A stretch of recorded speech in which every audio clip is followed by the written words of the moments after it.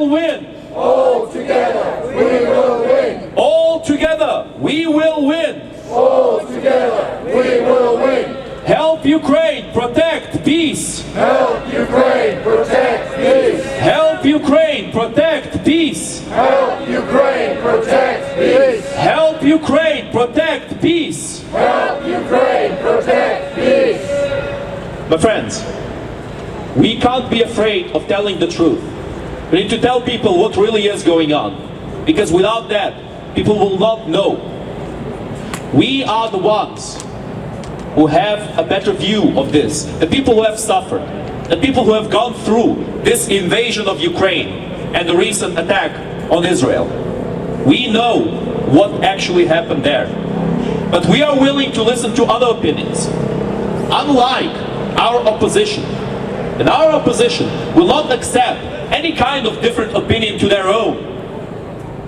The very fact that in Russia, if you simply admit that there is a war going on, you go to jail for 10 to 15 years, should be a big red flag for everybody in the world. A red flag of a warning, but also a red flag of the return of the genocidal Soviet Union, whose atrocities against the many different ethnicities who were part of it, unwillingly, should not be forgotten. The Soviet Union has started World War II on the same side as Nazi Germany. They have split Poland in half in the Molotov-Ribbentrop Treaty. They were perfectly fine with every atrocity the Nazis were doing, because they were doing no lesser atrocities in their own lands also.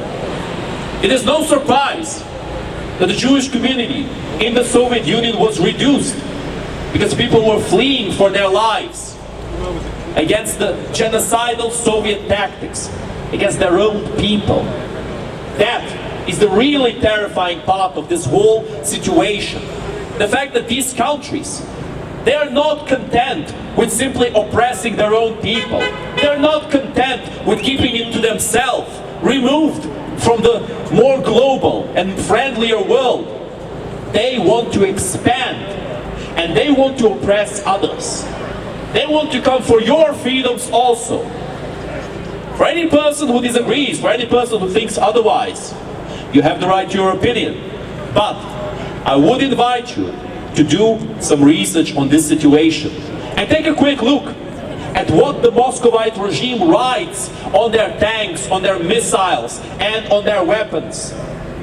They write to Kyiv and to Lviv and to Chernihiv, yes, to many Ukrainian cities, but also they write to Berlin, to London, to Washington. They're not planning to stop in Ukraine.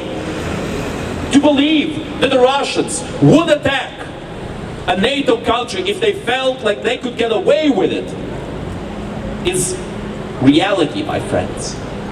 If we are not being able to stop Russia now, if we will not be able to show the world that there will be consequences for every terrorist regime, for every terrorist country, and every terrorist organization who dares to fight and to attack a free country, if we do not make that painfully clear to every single one of those organizations, they will keep doing it. And they will do far worse than they have done in the past. They will use women and children as meat shields. They will attack in any kind of mischievous and deceitful ways that they can think of. That is what Russia has been doing. That is what we are here to stop. But the only way to stop it, my friends, is not with mere silent collaboration and silent support. The way to stop it is with action. By voicing our opinions, by letting our opinions be known in the world. Nothing will change if nobody does anything to make that change happen. But even the minutest change, the minutest contribution counts. Because if the billions of people on this earth all make this world a little bit better, that change will be overwhelming. But if the billions of people who live on this planet do nothing, then it will result in nothing. If we all believe that we're only helping a little bit, so it will not make a difference. We will never make a difference. That is simple logic and simple reality, my friends. We have to live in the real world. We have to understand how the real world works. Nice platitudes and kind words will not solve a problem and a conflict with a terrorist regime. You can't negotiate with somebody who's planning to kill you. You can't negotiate with somebody who wants to take your life, wants to take everything from you, and in the end, behave as if it was right to do so. You can't do it. It is folly, my friends. And the worst folly of them all is to keep committing the same mistake over and over again. There is a festering wound in Eastern Europe right now.